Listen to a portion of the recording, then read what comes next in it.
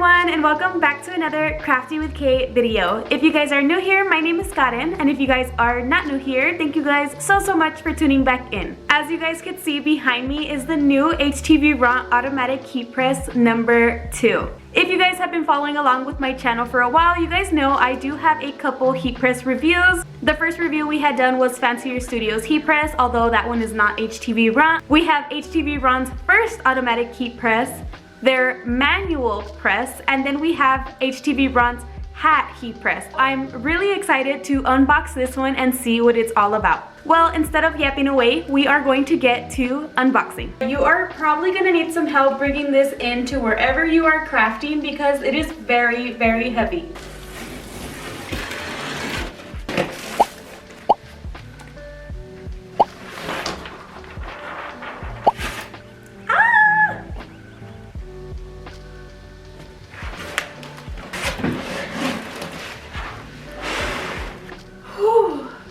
I know I probably shouldn't be putting it upside down, but it's the only way I can take it out by myself. Aha! Flipping it back to its side, and one more time.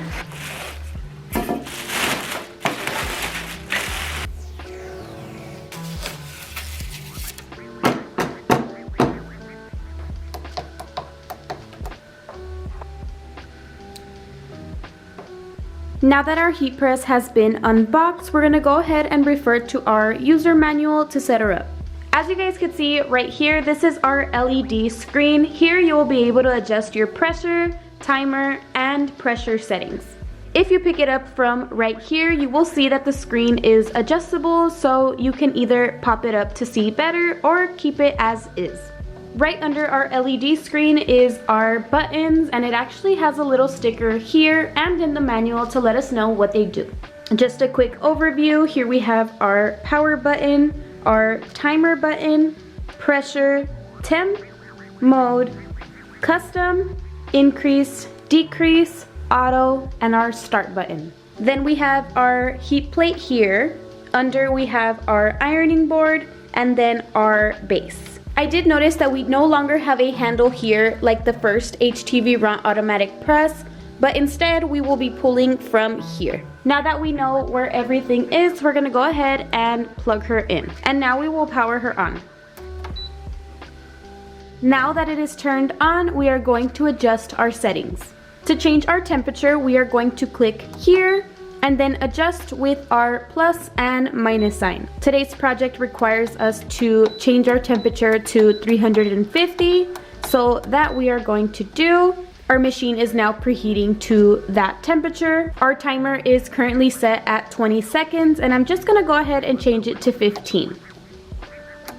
If you guys see here, this is our pressure button, and this is what is new about this HTVRONT Heat Press 2. If you guys had the first automatic heat press that HTVRONT came out with, you guys know that it is an automatic one, so you could not adjust the pressure. So I'm really excited to see what this is about. Say we wanted to change the pressure, we'd click the same way and then adjust with the plus or minus sign.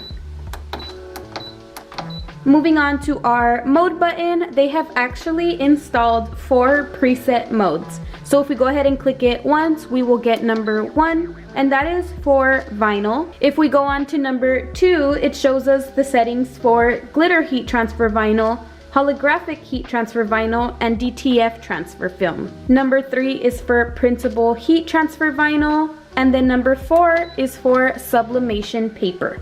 If you guys are always pressing the same material, this is what this custom button here comes in handy for, because if we press it, we can go ahead and adjust our settings like I did here. I have my temperature set to 350. We have it at 50 pounds and at 15 seconds. Now every time I press a DTF transfer, I will just press the custom button and it'll go back to my saved settings. Here we have a auto button, and that is to automatically allow the press to go down.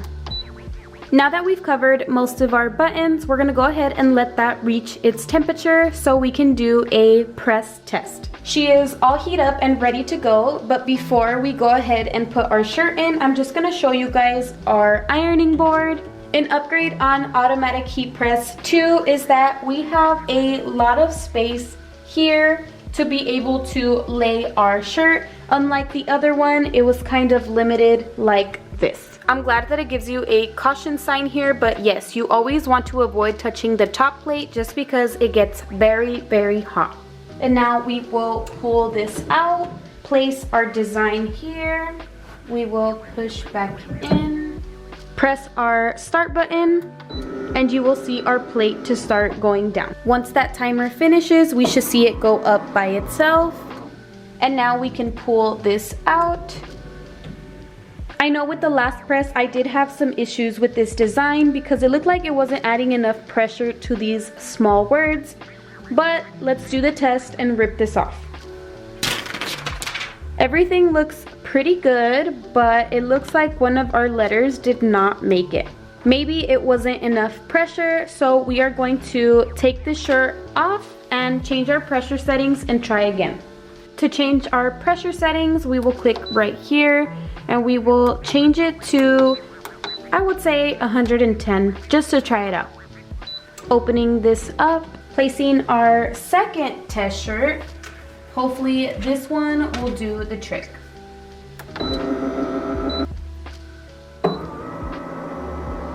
I honestly do miss the handle like in the old one, because then we just gotta make it work. Now that our shirt has cooled down, the moment we have been waiting for.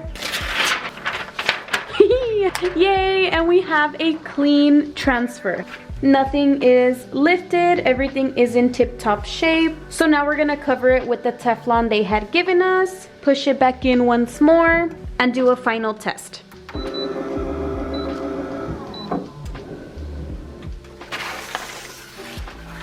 Adjusting our pressure settings did just the trick. I am super impressed with our second test press. This penguin design was banned from my first automatic heat press just because no matter how hot I put the settings, no matter how long I press, it would never stay down. It would always rip off the words. So just the fact that we changed those settings and it came completely off the transfer, I am so happy. Another design that I do not press with any other press but my manual heat presses is this large design. So I'm kind of curious to see if our automatic heat press 2 will do it right. I went ahead and changed our pressure settings to 150 pounds just in case. Placing our shirt down. Here I'm going to make sure that the design is on the plate that's going to be pressed. All good, so now we press. Having a larger design can be tricky just because you want to make sure that your heat press covers the whole design.